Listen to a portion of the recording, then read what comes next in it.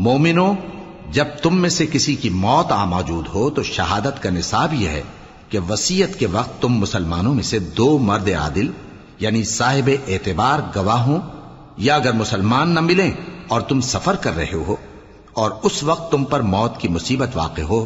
تو کسی دوسرے مذہب کے 2 شخصوں کو گواہ کر لو۔ اگر تم کو ان گواہوں کی نسبت کچھ شک ہو تو ان کو عصر کی نماز کے بعد کھڑا کرو اور دونوں اللہ کی قسمیں کھائیں کہ ہم شہادت کا کچھ عوض نہیں لیں گے، گو ہمارا رشتہ دار ہی ہو، اور نہ ہم اللہ کی شہادت کو چھپائیں گے۔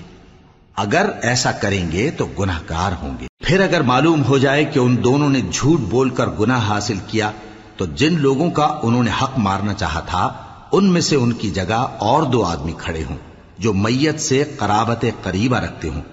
پھر وہ اللہ کی قسمیں کھائیں کہ ہماری شہادت ان کی شہادت سے زیادہ سچی ہے اور ہم نے کوئی زیادتی نہیں کی۔ ایسا کیا ہو تو ہم بے انصاف ہیں۔ اس طریق سے بہت قریب ہے کہ یہ لوگ صحیح صحیح شہادت دیں،